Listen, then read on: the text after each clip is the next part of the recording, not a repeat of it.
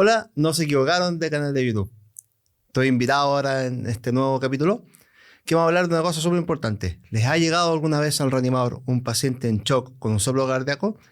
Quédense para este capítulo donde veremos con un invitado muy especial, amigo de nosotros, cómo poder enfrentarse a estos pacientes tan complejos. Nos vemos.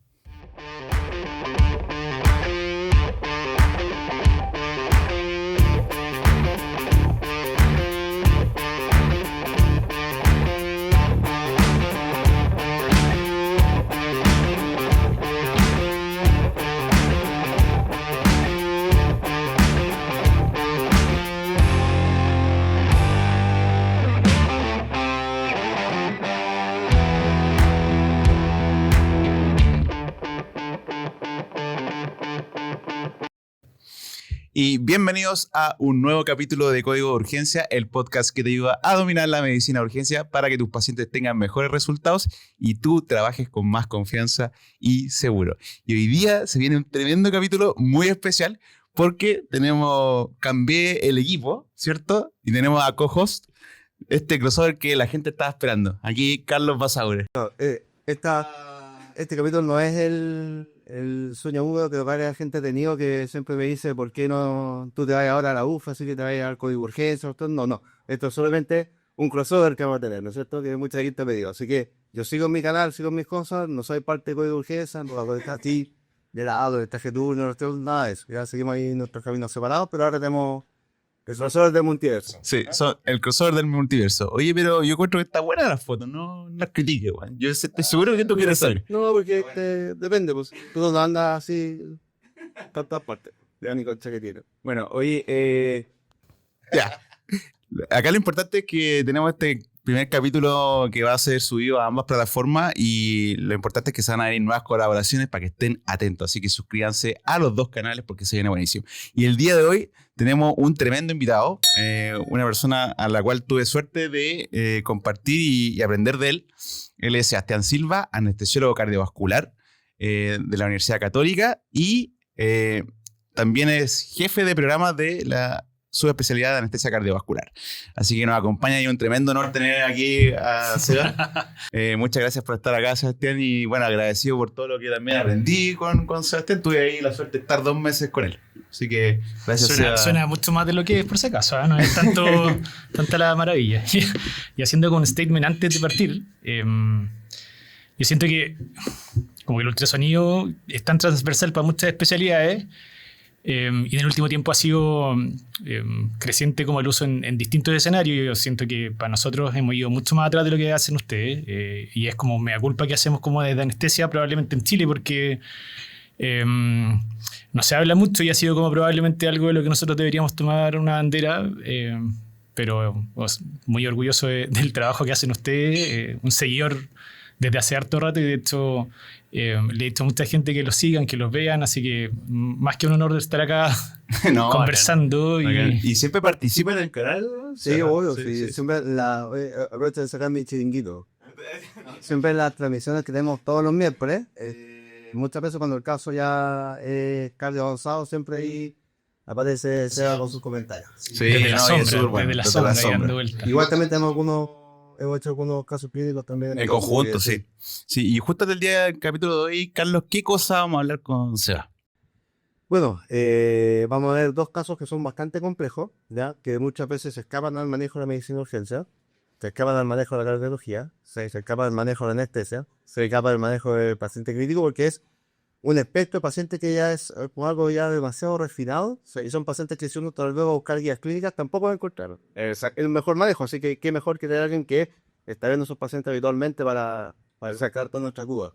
Sí, vamos a hablar entonces de unas emergencias de las válvulas aórticas y en los cuales, como decía Carlos, la gracia es que son casos donde uno puede hilar muy fino porque muchas veces como en las guías clínicas aparecen como los típicos algoritmos, pero hay ciertas cosas que no están descritas, como dices tú. Y ahí es súper bueno entender un poco más, pensar, darle un poco de vuelta a la rueda y ver qué podría haberse hecho para poder haber sacado al paciente en el mejor resultado. Claro, lamentablemente lo que pasa acá es que las guías clínicas tratan de absorber como el manejo muy paquetizado de los pacientes más frecuentes, ¿ya?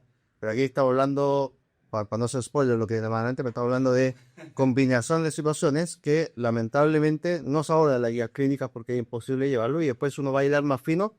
La mejor evidencia posible para esas tipo de combinaciones de alteraciones tampoco están porque no hay mucha evidencia. Entonces ahí uno va a la medicina de los años 70, donde uno lo que hacía era buscar la fisiopatología y hacer un manejo de acuerdo a la fisiopatología, que se ha ido perdiendo últimamente con la medicina basada en la evidencia. Totalmente. Oye, y los choros, que como dices tú, vamos a hablar de casos que son reales, que nos ha pasado a nosotros en nuestra práctica y que feliz y encantado de compartirlos con Seba. Así que vamos a partir con el primero, Seba. Bueno, tú caché que esto vamos a conversarlo entre nosotros. Yo dije, perfecto, tengo algo fácil y como que me acaban de hacer una introducción un poco más compleja de lo que yo pensaba, así que veamos qué sale a todo esto. Sí. Sí. Oye, mira, vamos a partir con el primer caso clínico. Entonces, es un paciente que nos llamó al prehospitalario por un paro recuperado. El paciente tiene 40 años y describieron como que en el prehospitalario durante la ambulancia le hizo un episodio de fibrilación ventricular. Entonces llega el paciente intubado desde el prehospitalario, habría salido del paro y lo primero es que se toma un electrocardiograma que estamos mostrando con la ayuda de la tecnología en nuestra edición posterior en este momento, ¿cierto? Que están viendo en pantalla, donde efectivamente se muestra un supranivel del ST en pared inferior, ¿ya? Entonces ingresa intubado y la gente que está ahí dando la reanimación no está seguro si escucha un soplo o no. ¿Ya? Eso es como de spoiler, ¿ya? Los signos vitales que el paciente tiene a continuación son signos vitales de 110,50, una frecuencia cardíaca de 110, una saturación de 94, está con una FIO2 30, frecuencia respiratoria de 20 y temperatura 36. Y vamos a empezar a mostrar ahora las imágenes ecográficas. Vamos aquí a mostrar la primera. Y efectivamente, ¿querés que yo te la paso? Mira. Yo la voy pasando para que veáis que falló el reproductor, pero no pasa nada. No importa. Ya, entonces, esta es la primera imagen que tenemos, que efectivamente ahí estamos viendo un pulmón bastante congestivo, si están de acuerdo. Esos son el pulmón izquierdo y el derecho, hartas líneas B.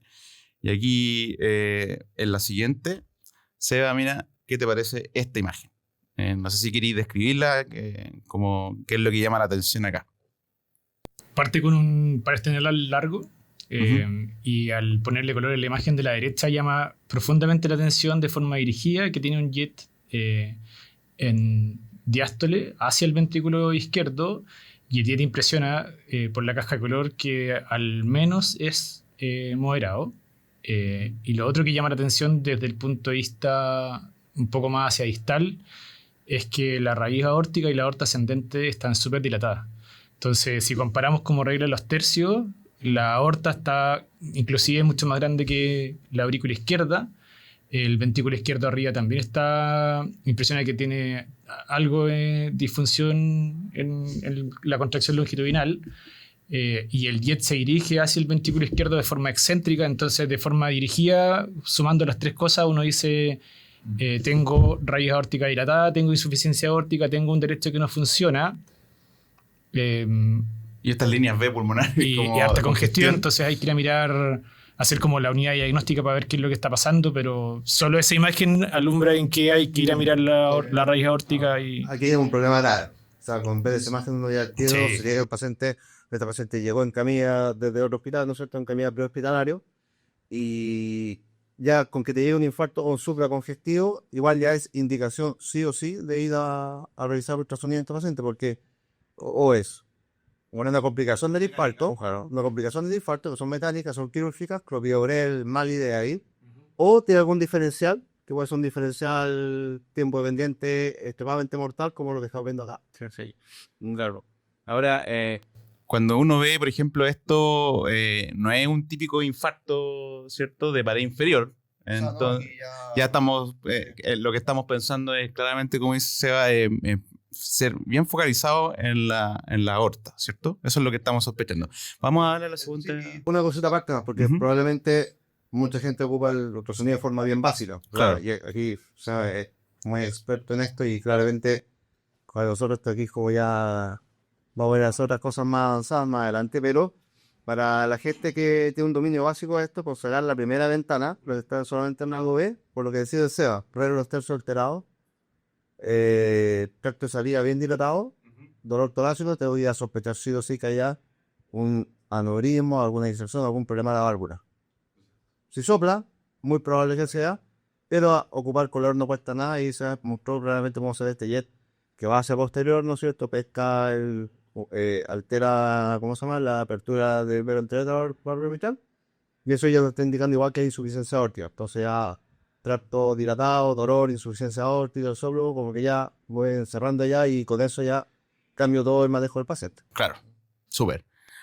De hecho, algo súper significativo, que solo el hecho de aplicar imágenes de forma rápida al lado de la cama del paciente, aparte de establecer el diagnóstico o ayudarte en el diagnóstico, te ayuda mucho, sobre todo en el manejo, que a nosotros muchas veces nos pasa. Por ejemplo, si no hubiesen puesto una sonda a este paciente y lo hubiesen mirado, no lo hubiesen mirado, y se hubiesen quedado solo con el electro, lo más probable es que hubiese partido con clopidogrel, aspirina para adentro, cargado y todo, y a nosotros nos llega pabellón después súper antiagregado, y para el intra y para el postoperatorio es un tema súper considerable, porque aparte de la gravedad del paciente le sumáis otra gravedad extra, que es que tenéis que manejar la coagulopatía después inducida por la doble antiagregación. Entonces...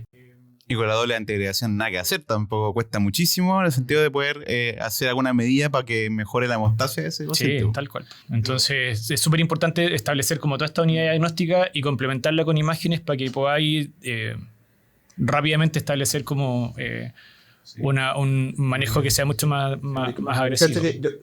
Bueno, todo el mundo, mucha gente, los que me conocen saben en el centro donde trabajo que somos prestador de coronariografía / hemodinamia, como quieran llamarlo, y muchos hospitales periféricos y SAPU, APS nos traen pacientes con dolor torácico con sucra, ¿ya?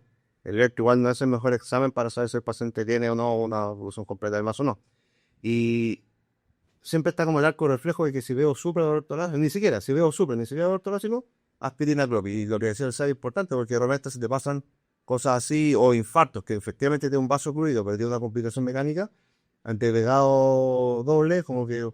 El peor outcome, de todas maneras. Oye, y sin agregándole un poquito más de pelo en la sopa, porque con esto, fíjense que, de hecho, por ejemplo, me pasa mucho en el lado donde trabajo yo, más al sur de Chile, se hace mucha fibrinolisis, mucha trombolisis. Entonces, imagínate trombolizar a este paciente que tiene absolutamente una contraindicación. Entonces, bien complejo el caso si es que uno no avanza en la unidad diagnóstica. Oye, quiero seguir avanzando con las imágenes para que vayamos discutiendo. Aquí tenemos la segunda imagen. No sé qué le llama la atención ahí a lo... ¿Qué le llama la atención a ustedes? Sí. Oye, apical 5 cámaras, y se ve de forma bien significativa en la de la izquierda, partiendo antes de poner color, que la función sistólica del ventrículo izquierdo está severamente disminuida, globalmente disminuida. Hay algunos trastornos de la motilidad segmentaria, principalmente como en los tercios medios hacia apical. Lo poco que se logra ver del anillo lateral es que de la línea lateral del ventrículo derecho que se está moviendo, pero puede ser también solo la base y el resto puede estar súper comprometido porque está enfocada más en el ventrículo izquierdo y no tanto al derecho. Y se logra ver bien a distal. Acuérdense que bien a distal, cuando uno está mirando, la resolución tiende a bajar. Entonces, si uno quiere ver estructuras, hay que tratar de verlas siempre lo más proximales posibles, porque mucho más lejos la resolución tiende a ser mucho peor. Y algo se ve en la raíz aórtica, que lo habíamos visto antes, y cuando le ponemos color se ve que el flujo está súper acelerado porque probablemente, como tiene algo agudo, está con hiperflujo, está tratando como de expulsar harto stroke volume, pero en diástole mucho de ese volumen que se ve por el color se devuelve. Entonces ya también unimos el parasternal largo en que veíamos que había insuficiencia aórtica, y en este apical 5 cámaras se ve mucho más llamativo. No vemos la raíz aórtica, no vemos tanto la aorta ascendente, pero sí estamos viendo que la insuficiencia aórtica impresiona severa, masiva. Sí, totalmente de acuerdo. Yo, de hecho, lo único que le dije a Carlos cuando hice esta imagen, que le dije, oye, ¿quién hizo esta imagen que no puso en la caja color más arriba? Entonces, y ahí dije, no. O sea, de hecho, ahí está excelente. De hecho, lo que uno debería hacer, sobre todo para tratar de cuantificar de forma súper cualitativa. La insuficiencia es ver hasta dónde llega el chorro de la insuficiencia. Entonces, probablemente este chorro está llegando hasta la punta y ahí uno dice ya, de forma bien dirigida, lo más probable, de forma cualitativa, es que esta insuficiencia sea severa en este caso. Entonces, sí, el largo, además del ancho de... El largo, sí. Claro. Como la caja... ahí también hay un tema porque como el color viene del pulsado, mientras más grande la caja, más recursos se ocupan. Claro. Por lo tanto, la resolución temporal y espacial de la imagen bajan de forma bien significativa. Entonces hay que ser bien cuidadoso. Si uno quiere ver una estructura con color, las cajas tienen que idealmente, o pueden ser de forma inicial grande, pero después ir tratando de achicarla. Y ahí, si uno larga las cajas, no se altera tanto la resolución. Pasar Entonces, el abanico de la imagen. Sí, hay que tratar de bajarlo. O sea, si uno quiere ver como la mejor resolución posible, es como tratar de ocupar todos los tricks que uno hace para tratar de mejorar la imagen, y ahí la caja tratar de que sea lo más chica, que sea enfocada hacia la estructura que uno quiere interrogar. Pues entonces dejarla como cerca del tracto salida del ventrículo izquierdo y movilizarla probablemente y llevarla, interrogar el color hasta donde puede ir llegando. Súper. Tenemos una segunda imagen. El mejor ejemplo que puedo hacer para eso, para lo que explicó el CEO, es ves que en cualquiera de sus ecógrafos, en sus lugares de trabajo, y ponen una caja de color ya grande, en una imagen grande, y vean cómo el modo B, los cuadros por segundo caen estrepitosamente y la cuestión se ve muy lento, y se saltan cuadros. Sí. Oye, mira, tenemos una segunda imagen que ya se ve un poquito más enfocado quizás en la mitral, pero también ahí agarra un poquito del chorro de insuficiencia aórtica, y ahí hay un trazado de un espectral continuo. O sea, no sé si queréis contarnos a qué se refiere este espectral y a qué te parece esta imagen. Los espectrales, los análisis de los Dolbear tienden a ser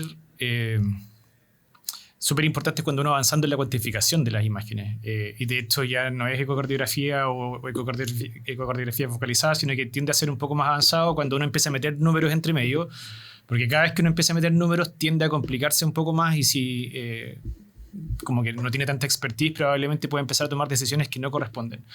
Y el espectral que se ve al lado es uno de los parámetros que ocupamos para evaluar la severidad de la insuficiencia aórtica, que esto probablemente lo tienen que haber conversado, se llama tiempo de mi presión. Que lo que es reflejo finalmente es que como uno no puede medir presiones dentro de las cavidades con ecocardiografía, lo que uno hace es que analiza las velocidades y en relación a una fórmula hace esta conversión, y uno dice...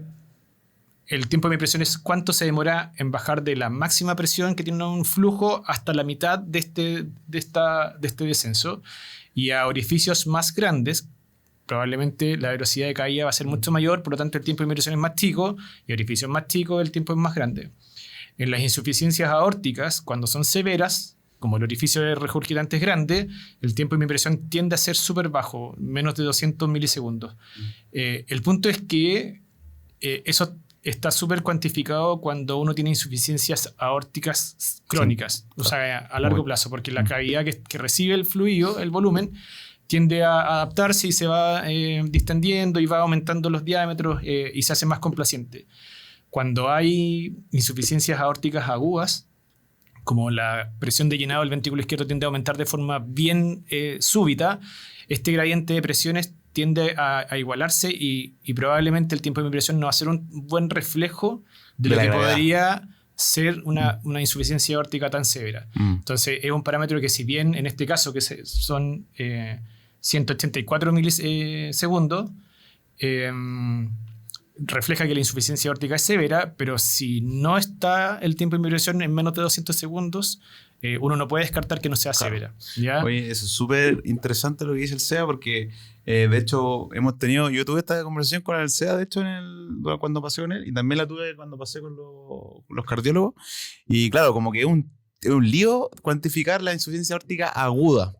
Y acá una de las cosas que sirve harto también es mezclar todo lo que está pasando, porque vemos un corazón que tiene una función sistólica muy mala y tiene un pulmón muy congestivo. Entonces, como el impacto hemodinámico está siendo grosero en este paciente.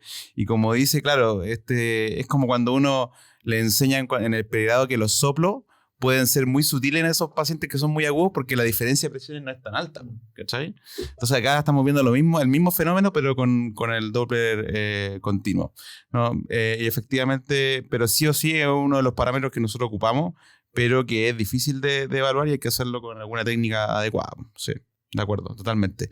Oye, y creo que tenemos una última imagen que queremos mostrársela al Seba ahí. Mira, este es el escáner finalmente del paciente, porque aquí todo indicaba que era lo que estamos viendo en pantalla. Y ahí es una tremenda aorta, ¿cierto? Una tremenda aorta ascendente, bien dilatada, y tenemos diseccionan ahí hasta la aorta descendente que se pierde ahí incluso más allá, infrarrenal. Se me llega a las carotidas incluso. Ya a las carótidas de arriba. Y este Sí, caso... ahí se ven que están disecadas las carotidas mucho más arriba, sí. Sí. Y ahí este caso es súper complejo y por eso queríamos queríamos reflexionar acerca de este caso. Bueno, en este contexto, o sea, ¿qué probablemente le pasó al paciente? Porque, claro, debutó con una fibrilación ventricular y tiene un supra de pared inferior. ¿Qué pudo haber ocasionado en este caso el cuadro clínico en este paciente? Eso es como debut de como supra y FB. Hoy de partida es una emergencia quirúrgica, una de las emergencias cardioquirúrgicas en la cual cada vez que nosotros nos llega una disección, todo el mundo se pone como en el clúster de emergencia y el pabellón rápidamente se programa si es que no está, porque generalmente las disecciones llegan, nadie sabe por qué, pero llegan en la noche. Llegan en la noche. Sí. Entonces, oye, viene una disección y todo el mundo parte programándose para que, 1, el paciente va a llegar súper grave, 2, la cirugía va a ser súper larga, 3, empezar ya todo como a armarte pensando en cómo lo vaya, para nosotros, cómo lo vamos a motorizar, qué es lo que le vamos a hacer, si viene o no viene dormido, cuáles fueron como las repercusiones hemodinámicas que tuvo en la urgencia, como bien decían ustedes que este paciente tuvo un paro que fue presenciado y que fue reanimado y que salió. Entonces, idealmente para nosotros lo que hacemos es imágenes, es súper importante como la fisiopatología es súper dinámica y puede cambiar de forma súbita. De hecho, muchas veces nos ha pasado que los pacientes llegan y nos los trasladan a nuestro centro y cuando llegan es un espectro totalmente distinto porque ya se disecaron las carótidas, porque ya hay compromiso neurológico, porque ya hay disección hacia abajo. De hecho, en este caso se ve que la disección en la aorta descendente salen los vasos de los abdominales salen del lumen verdadero, pero más abajo se empiezan a perder. Entonces, ¿qué tanto compromiso hay de todos los órganos en relación a cuánto es el grado de la disección y cuáles son los vasos que están comprometidos y que pueden estar disecados? Porque la aproximación en relación a las complicaciones va a ser distinta. Y muchas de las cosas que nosotros tratamos de ir a identificar de forma inicial es, sobre todo en la disección aórtica tipo A, cuáles son los vasos que están comprometidos desde proximal a distal. Y si tiene complicaciones asociadas a la disección hacia proximal. Entonces, de hecho, una de las cosas que vamos a mirar, porque a ustedes les puede pasar que un paciente rápidamente se compromete desde el punto de vista hemodinámico, hay que descartar que o tenga disección aórtica con un flap que diseca los velos de la válvula aórtica o que se rompa y se tampone. De hecho, esas emergencias pueden hacer correr mucho más rápido el equipo porque el paciente tiende a tener una sobrevida súper mala en relación a estos dos eventos clásicos. Entonces, lo más probable que, haciendo como la unión de lo que le pasó a este cabro de 40 años, tenía supra de pared inferior, más compromiso hemodinámico, más un paro que fue reanimado, lo más probable es que el flap de disección haya llegado hasta el ostión de la coronaria derecha y que lo haya roto y en algún momento perdió el flujo por la coronaria derecha y que haya hecho una FB secundaria principalmente como a falla con infarto o isquemia del nodo sinusal o todo el sistema exitoconductor. Y de hecho se ve que aparte el escáner tiene un poco de derrame pericárdico que no está probablemente produciendo tamponamiento, pero sí la conjunción de tamponamiento o derrame pericárdico más disección de la coronaria derecha, la sobrevida tiende a ser mucho más mala y hace que lo que les decía, porque finalmente tengamos que llegar mucho más rápido a la resolución quirúrgica Claro. y probablemente. Sí. Oye, yo quiero recalcar lo que dijo el SEA de lo dinámico que va haciendo el paciente, porque este es un caso real. De hecho, en el eco no se veía el derrame, pero ahí vemos cómo va avanzando y el paciente ya tenía derrame. Entonces, Fíjense esas cosas que son sutiles que pueden ir ocurriendo en el transcurso de la hora y por eso es tan importante que sea como precoz la resolución. Sí, claro, por ejemplo, si uno lo pidiera muy precoz, porque antes de separar y como llegó con dolor, todavía uno lo podría haber visto, era raro. Esto sería estar hidratado, ¿cierto? Podría haber visto el flap, de insuficiencia aórtica probablemente mucho más chica, sin congestión pulmonar. Muy igual un paciente que tú decías, ¿sabes qué? Lo puedo mandar a la ambulancia mediana, claro, puedes complicando a poco. Sí. Oye, Carlos, ¿te acordás cuando discutimos este caso que a ti te pasaron ciertas cosas hemodinámicas? ¿Por qué no le contáis al CIA y le preguntáis qué hubiese hecho él? Porque No. por el tema hemodinámico acá es súper complejo el paciente, po. Sí, po. O sea, claro, lo que conversamos antes de empezar a grabar es que cada que viene esto El spoiler antes. no, creo que ustedes en su casa le ha pasado más de una vez. Po. Si yo les digo a ustedes, ¿cuál es el manejo fundamental de una disección aórtica tipo A? Que es lo primero que se me viene a la mente porque lo tienen grabado del pregrado, probablemente. Sí, probablemente. Lo tienen grabado ahí a fuego en su cerebro inconsciente, que es un arco reflejo y lo tira nomás.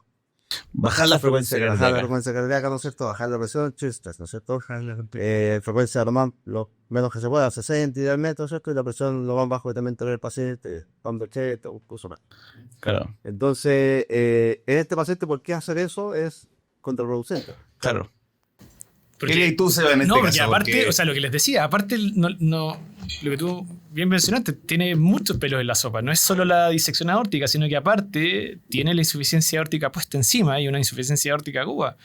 Y severa, más y severa, y el paciente lo que está haciendo es que su corazón está tratando de salvarse del choque al final. Y por lo mismo que tiene frecuencias cardíacas tan altas, y a eso aparte, le sumaste que tiene lo más probable disección del ostium de la coronaria derecha, entonces es como tenéis isquemia, tenéis shock, tenéis la disección puesta, son 3 cosas juntas, más la insuficiencia aórtica 4, que uno dice, qué privilegio, y es lo mismo que nosotros le decimos a nuestros residentes. Muchas veces cuando uno se enfrenta para el manejo perioperatorio, los anestesiólogos nos enfrentamos con pacientes que tienen valvulopatía, o cuando llegan, por ejemplo, a repararse las valvulopatías y son valvulopatías mixtas, por ejemplo, tiene estenosis de insuficiencia o tiene insuficiencia de una válvula y tiene estenosis de la otra, uno muchas veces dice, lejos, la que es más severa es la que manda. Ah, bueno. Desde el punto de vista como fisiopatológico. Sí, porque si tiene una estenosis aórtica severa y tiene una insuficiencia mitral severa, uno dice, pucha, ¿qué es lo que le produce la sintomatología? ¿Qué es lo que lo puede matar? ¿Y qué es lo que es más severo?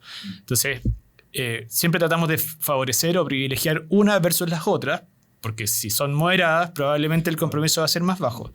Pero en este caso tenemos varias cosas. Yo creo que finalmente el paciente está en shock, tiene una emergencia quirúrgica y bajándole el shear stress y bajando la frecuencia cardíaca vamos a incrementar la insuficiencia aórtica probablemente. Vamos a bajar la contractilidad y lo más probable es que si está con disfunción sistólica severa se va a ir todo más para atrás, vamos a incrementar la congestión pulmonar, vamos a incrementar el shock. Entonces hay que tener mucho cuidado y ser súper cuidadosos cuando hay estos como patrones medios mixtos, porque hay que pensar finalmente, si bien tiene una disección aórtica, tiene otras complicaciones adicionales que van a cambiar la fisiopatología del paciente. Y eso es lo que hay que ir mezclando. O sea, no ser tan cuadrado, categórico de decir, oye, tengo que saber hacer esto porque probablemente si lo hago voy a echar a perder algunas otras cosas. Sí. Oye, y aprovechando eso, como por ejemplo, ya saliéndonos un poquito de este caso, Seba, yo me acuerdo de estas discusiones ahí en el pabellón de los manejos hemodinámicos de la valvulopatía. Saliéndonos un poquito del caso, por ejemplo, en una insuficiencia aórtica que tengamos en urgencia, que tiene repercusión hemodinámica, ¿tú cuáles dirías que serían los objetivos de precarga, poscarga, frecuencia cardíaca, que son súper importantes y como por qué? Generalmente la insuficiencia lo que tratamos de favorecer es que no aumentemos el volumen regurgitante. Aumentar el volumen regurgitante a expensas de aumento de la poscarga, aumento de la precarga, hace que el ventrículo izquierdo que está súper sobredistendido se distienda más.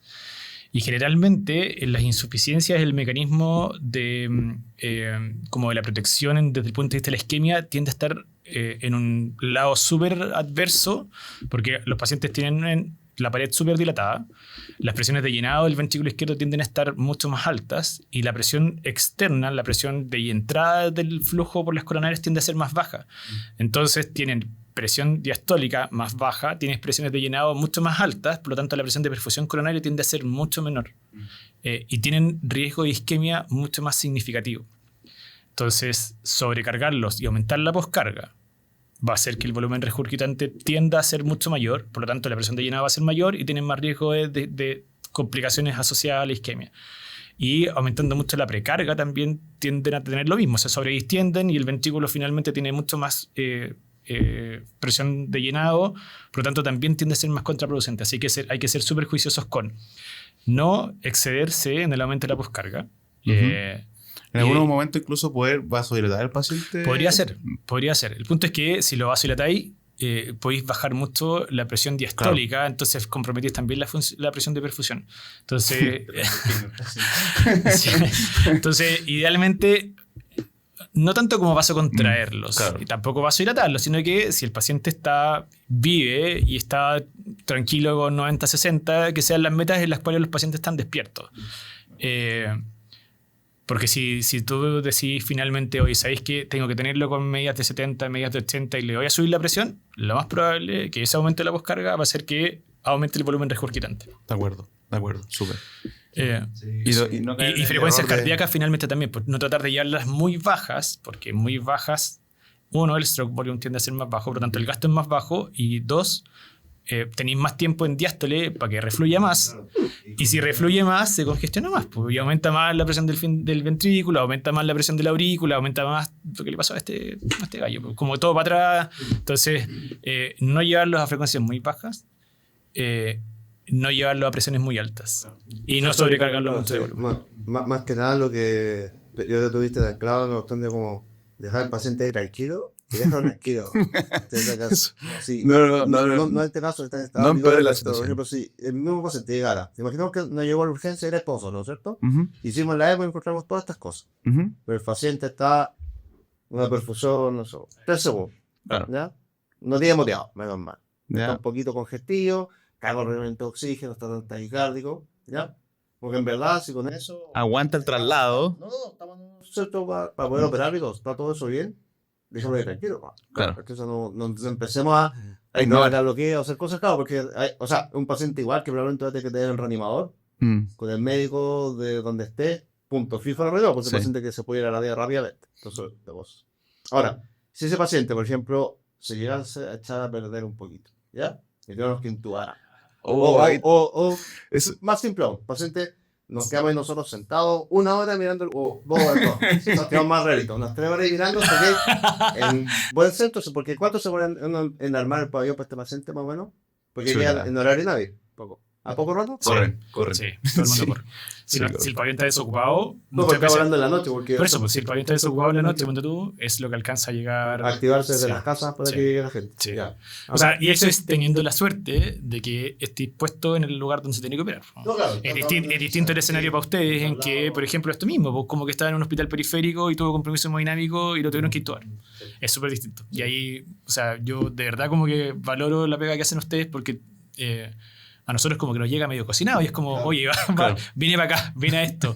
Ustedes son los que se enfrentan finalmente a ¿qué hago con este cacho afuera para poder llevarlo y que mejore la sobrevida y que alcance y que pero también desde que, porque por ejemplo yo perfectamente puedo diagnosticar en un hospital periférico donde le eco con todo su tiempo, pero después cuando lo traslado a otro centro, de lo tengo que volver ahora porque realmente no confío mucho en otra persona que no conoce. Ahora lo nuevo y después ahí ver recién si es que ese centro de probabilidad tiene la capacidad de resolución quirúrgica para volver a idear a otro lado. Entonces, claramente ahí... Sí, como les decía muchas veces, como es tan dinámico, lo que nosotros hacemos finalmente, si es que llega este paciente, es que se le repite, principalmente se le repite la angiotac. Porque puede haber habido disección hacia el suelo aórtico, disección para abajo, pero inicialmente, si tú te llega y dices, ¿sabes que tiene disección aórtica y está estable, pero viene para la resolución quirúrgica? Idealmente hay que ser lo más rápido posible para moverlo, para que se vaya imágenes, y en ese trayecto de imágenes también le pueden pasar cosas, entonces tiene que saber ir acompañado y ante cualquier de deterioro de la condición clínica, sí o sí mirarlo y correr.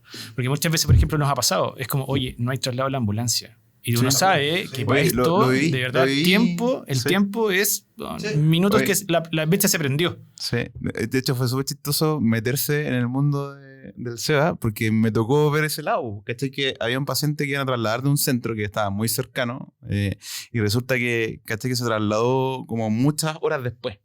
Y el tema ahí fue que efectivamente tú podías ver ellos lo que tomaron la decisión de oye, ¿no será que hay que revisar arriba? Actualizaron el escáner y chuta, ya nada de eso. Claro, entonces de ahí la importancia que hizo el SEA de hacer una imagen de nuevo cuando ocurren estos traslados. Y créanme que las imágenes fue todo un tema, bajamos todo un personaje. Que cambia, sí, muy sí, complejo. Cuidado, Ahora, eso mismo se puede hacer en el lugar donde se va a derivar el paciente, realmente mucho poco. sí. Pero y lo que me preguntáis, Carlos, finalmente, ¿qué es lo mejor o cómo hacerlo? O sea, ¿cómo intubarlo? Sí, por eso. Creo que lejos la recomendación. Cuando llega, imagino que va a partir del básico, tiene que estar totalmente invadido antes de, porque el paciente tiene medio tiempo, ¿no es cierto? Sí, de hecho, como consejo, así como, esto finalmente es trabajo en equipo. Y a nosotros muchas veces, desde nuestra como área, nos cuesta salir, y como ir a otros lugares. Pero es súper bueno siempre tener el teléfono de alguien o tratar de contactarse de forma telefónica con el gallo que está de turno, con el anestesiólogo que está de turno o con el que lo va a recibir finalmente, porque este tipo de pacientes a todo el mundo le puede quedar como grande en algún momento. Sí, de todas formas. Y necesitáis tener a más de alguien, porque tenéis un strike, así como tenéis un solo intento para que se vaya, se intube, lo tengáis invadido idealmente, porque de hecho, por ejemplo, a nosotros lo que hacemos, y digo lo obvio, la disección aórtica desde el punto de vista de la reparación quirúrgica es súper compleja, porque para el cirujano tiene que ver dónde lo va a canular. Porque esta cirugía se hace en circulación extracorpórea y muchas veces se hace en paro circulatorio, entonces hay que ver dónde se va a canular. Y ahí hay que ver cómo están los supraórticos, si se canula axilar, si se canula las carótidas. Hay que ver por eso cómo están los vasos para arriba. Hay que ver cómo se va a estar monitorizando desde el punto de vista hemodinámico, neurológico y del resto de los órganos durante la cirugía. Entonces, nosotros también dentro de pabellón nos demoramos harto.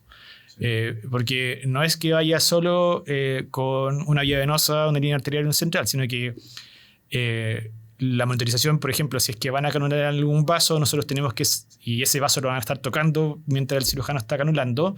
Si nosotros estamos monitorizando, por ejemplo, la radial derecha, en ese rato, se tapa la tapan, la ocluyen y nos quedamos sin monitorización hemodinámica. Entonces, estos pacientes van con doble monitorización de línea arterial, van con muchas vías gruesas porque la reposición de fluido en el postoperatorio, después la circulación extracorpórea, cuando viene todo el sangrado, porque imagínense cambiarle la raíz aórtica a la aorta ascendente, que muchas veces puede ir con Vental, que es como el recambio de la reanastomosis de las coronarias, e inclusive puede ir con reparación y con recambio de la válvula. La cirugía tiende a ser súper larga. Por lo tanto, todo el timing que tenemos que hacer nosotros antes para poder monitorizarlo, también muchas veces con toda la premura y la urgencia necesitamos hacerlo lo más rápido posible.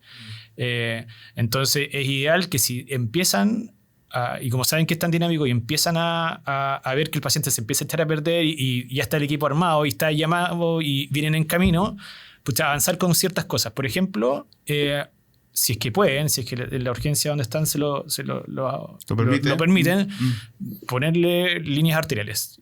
No es ningún pecado ponerle 2 y uno en cada brazo. Uno en cada lado, porque las vamos a ocupar y a nosotros nos va a ayudar. Ya es un mensaje que, de hecho, muchas veces es como, oye, pero le pusieron línea. O sea, da lo mismo, pónganle así, porque en algún momento, como les decía, en algún momento de la cirugía se va a ocupar una, en algún momento de la otra cirugía se va a ocupar otra, y es cosa, inclusive la pueden dejar flashada, conectada, como sea, con 2 bajadas, nosotros no la arreglamos después. Y vías gruesas. Sí, porque se agradece, o sea, cuando llegan con vías muy chicas, muchas veces nosotros las ocupamos y las expandimos con catéteres de alto flujo, con los RIC, o ponemos más, y idealmente todo en el hemicuerpo superior, por todos los brazos. Las piernas tratamos de no ocupar mucho porque... sí, pues porque de hecho una de las aproximaciones también para los cirujanos es que tengan que ocupar las femorales. Para poner una guía y para avanzar por el lumen verdadero, y eso lo miramos con ecocardio adentro, intraoperatorio, porque una de la aproximación quirúrgica para esto actual es que se reemplace la raíz aórtica con la aorta ascendente, con lo supraórtico, y se deje una prótesis especial que tiene como una endoprótesis para adentro para que después los cirujanos vasculares se puedan anclar. Suena súper complejo, pero... Sí, es complejo, lo vi, es complejo. Pero si los cirujanos van a estar por debajo y tiene que pasar una guía para que después pueda recibir la endoprótesis, esta prótesis como trompo elefante que se llama, la guía tiene que pasar por el lumen verdadero. Entonces, si dejamos algo por debajo también va a ser complejo para nosotros alcanzarlo y todo. Entonces, idealmente todo por arriba, si una línea, 2 líneas da lo mismo. Tratar de evitar el cuello para aproximación del lado derecho al menos dejarlo libre. Sí, porque a nosotros nos va a servir, o le puede servir al cirujano para la canulación, o inclusive, por ejemplo, si tiene disección hacia ¿cómo se llama? Hacia las renales, probablemente capaz que le podamos poner un catéter de diálisis ahí y le ponemos un catéter de arteria pulmonar por el otro lado. Entonces, como avanzar en monitorización, avanzar en vías gruesas. Por ejemplo, por ejemplo, marco central y agrosa, ¿no? Sí, sí, vía gruesa. Por eso el central la ponemos nosotros después. Si te voy a preguntar, yo creo que el anestesista cardiovascular pareciera que agradeciera más en ese momento tener una vía gruesa buena, así una 14, una 16, más que un central. Sí, no, que sobre todo si no nada cachar que parte del lado del cuello. Por eso, por ejemplo, no sé, pues va a canular axilar y tenéis justo un central axilar. Hay que volarlo y hay que cambiarlo. Entonces, como favorecer y lo otro, lo que les decía, mantener como una comunicación con el equipo o con el que conozcas, por ejemplo, no sé, con nosotros o con alguien del equipo, para poder ver en qué pueden ir avanzando. Y si hay deterioro como en la condición clínica, o sea, como avisar. Y es como, oye, ¿sabes qué pasó esto? Lo necesitamos intubar y como que si hay compromiso hemodinámico, eso rápidamente como incrementa el grado de emergencia. Entonces, si te pueden ayudar, porque como les decía, es una vez y esa vez tiene que ser listo y para que se vaya al pabellón y para que le puedan abrir el pecho y lo puedan empezar a operar. Como tener como esta comunicación fluida entre los departamentos de emergencia y con el pabellón de cirugía cardiovascular para poder como aunar las fuerzas y trabajar en conjunto. Sí, y ahí la parte de la intubación, las drogas. ¿Alguna consideración especial ahí como en la droga? Lo mismo o sea, idealmente pensar en todo lo que le está pasando, y los escenarios también son siempre distintos, como, o sea, una disección que no tiene compromiso de la raíz aórtica, de la válvula aórtica, y no tiene compromiso de las coronarias, es súper distinta. Y lo más probable es que en ese caso sí o sí vamos a favorecer que la poscarga esté mucho más baja y probablemente el propofol en dosis bajas podría servir con opioides para manejar la inducción. Siempre considerar que va a ser secuencia de inducción rápida en el contexto de que el paciente haya tenido como no haya pasado tanto tiempo entre que llegó a la urgencia y todo. Entonces siempre pensar en que la guata va a estar llena, siempre pensar en que la intubación tiene que ser lo más rápida posible, y como les decía, pues si no tiene compromiso de los velos, ni compromiso ni tamponamiento pericárdico, propofol, fentanil, rocuronium 1-2 debería servir de forma bien dirigida. Si ya tiene compromiso hemodinámico, probablemente tomiato sí o sí va a ser una de las alternativas mucho más como más estable y mucho más apropiadas, porque no vamos a disminuir la contractilidad con el inductor, no vamos a bajar tanto la resistencia y no tener tanto compromiso hemodinámico. Tratar de, en estos casos, evitar hacerlo solo con benzodiazepina, o inclusive una de las drogas que nosotros decimos harto que sirve para el contexto de la emergencia, como la ketamina, probablemente va a producir mucho más adrenergia y puede incrementar el grado de disección, porque puede subir la presión de forma bien significativa. Y como les decía, como es un intento, es ideal también que, o sea, uno, que como que puedan estar ayudados, y lo otro, que esté súper cargado probablemente a los opioides para tratar de bajar toda la descarga adrenérgica que produce la laringoscopía per se. Porque la laringopresina que le dicen. Porque sí o sí puede producir mucha más hipertensada y puede... Sí, Claro. No, pero igual, aunque esté congestivo, es un poco choqueado. Es que por eso, como está choqueado, lo más probable es que llevémoslo rápido a pabellón porque hay que tratar de Pero ahí, por ejemplo, no ocuparía ahí Fenta. ¿Si está choqueado? Pero menos, o sea, idealmente, o sea, no nosotros como yo Nicolás vio, ocupamos 4 o 5 gramos por kilo felices para inducir a un paciente porque tiende a ser una inducción mucho más estable y con dosis mucho más baja inductoria, o sea, generalmente, inclusive para el contexto nuestro, yo ocupo generalmente 0,4, 0,5 miligramos por kilo de propofol, que puede ser muy poco, pero uno tiene que tener la consideración principalmente en este tipo de pacientes o los pacientes que tienen disminución de la función sistólica, de que los tiempos entre que uno pone el fármaco y va a hacer efecto va a ser más lento. Oye, eso me pasó. De hecho, lo mismo que te acordás que había un paciente con insuficiencia aórtica tan grande que se demoró muchísimo en hacer efecto porque se devolvía. En todas las insuficiencias o cuando hay compromiso en la función sistólica, principalmente las insuficiencias del lado derecho, uno dice, oye, ya, yo le hago el ejercicio de los becas o a los residentes nuestros, así como, ya, ¿por dónde pasó el fármaco? Es como, y como que se quedan pensando, así como, ¿de qué me estás hablando? Y como, ya, haz el camino, piensa que tú eres el fármaco y va entrando.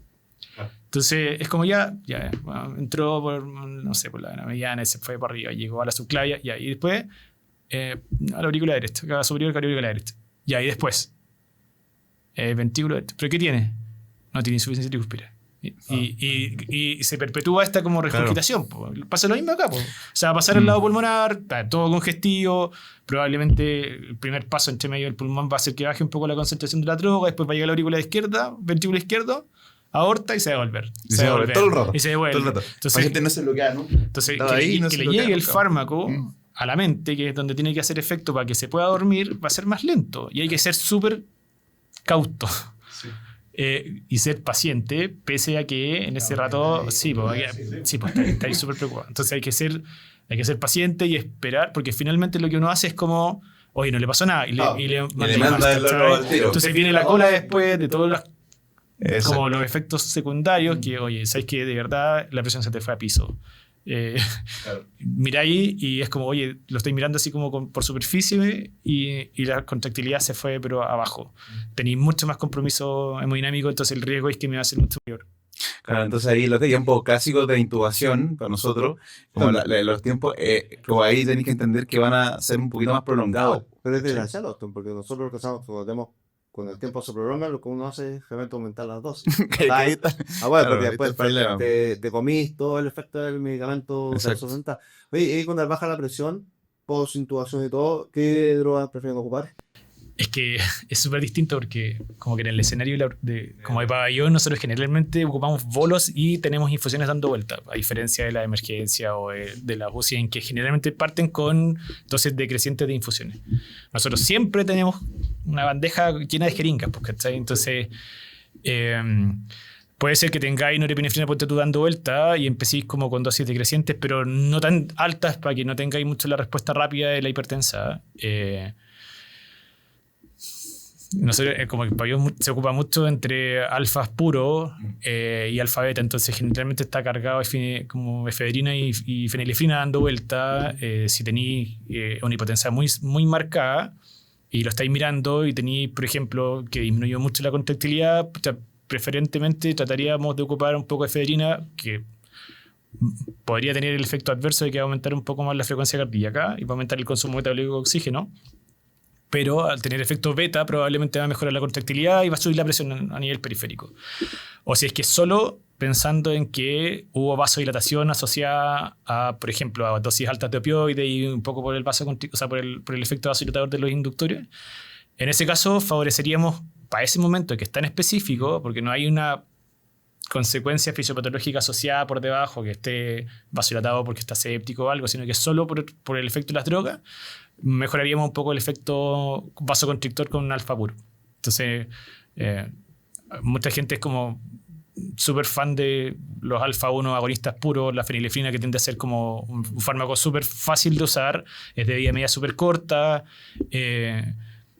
Las dosis generalmente, el problema es que las ampollas están generalmente en pabellón y vienen las ampollas son para hacer infusiones o soluciones bien grandes. Claro. Y hay que ser súper cuidadoso porque... Como que sabe que las dos son manipulables. Yo partí ocupando cuando llegué a trabajar, muchos años atrás, partí ocupando siempre, ocupaba fenilfil en bono, mosterazo, ¿cachai? Claro, no, uno ocupaba un poquito y se perdió el resto. Pero eso fue mi vida nomás, de medicina, pero un montón de cosas. Mira, ahí yo, de lo que me di cuenta cuando estaba en pabellón que hacíamos similar, era que sí tenían andando la adrenalina en infusión igual que Todo nosotros. debe afectar a ¿cachai? eso. Cuando, por ejemplo, tú, ¿cómo tituláis? ¿Qué presiones como la voy a tener como antes de intubar? Estas cosas están un poquito más agudas, por eso tengo una PAM de 60, no sé. Y es que por eso depende también de cuál sea como la fisiopatología, que es súper distinto el coronario que necesitáis antes de dormirlo tener un poco más de presión. O este gallo. O sea, idealmente media... No pasar, o sea, no buscar 70-80 porque va a ser mucho más contraproducente. Claro. Si tiene perfusión y tiene función con 60 y estáis dando vuelta, o capaz que, no sé, porque va a ser igual momentáneo, va a ser como transitorio. Estamos hablando ahora netamente Es como de la como inducción. antes Sí, igual. idealmente no pensar en que voy a tener que vasocontraerlo antes de inducirlo, sino que ver cómo está y si de verdad se cayó mucho la presión, pues subirse a los valores que tenía cuando estaba un poco más estable, que podría ser como una buena alternativa. Como tratar de volver a donde Sí, estaba sí, sí. Oye, Choro, aprovechamos de sacar el jugo al caso, yo creo. Es que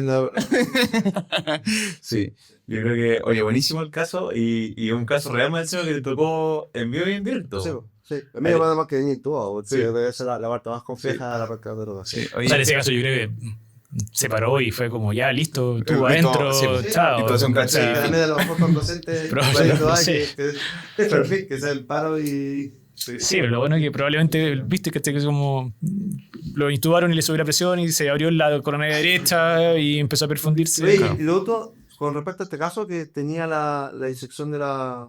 hacia las paredes de arriba, igual le tomó un tag de cerebro antes de, porque como dio el tiempo para armar Eso. todo, igual no había ningún problema. Pero ahí, por ejemplo, si tuviera algo hacia arriba también, que se repara primero la aorta, todo, y por ejemplo, que tú contáis de ir a reparar hacia abajo por los vasculares, ¿eso es como en un segundo tiempo operatorio o es en el mismo momento? Ah, bueno, lo primero siempre, como que prima la condición del paciente. Porque se van sumando riesgos entre medio. La perfusión coronaria, la raíz aórtica, lo supraórtico, que es lejos lo que, o sea, va a matar a los enfermos. Y después se van viendo el resto de los órganos.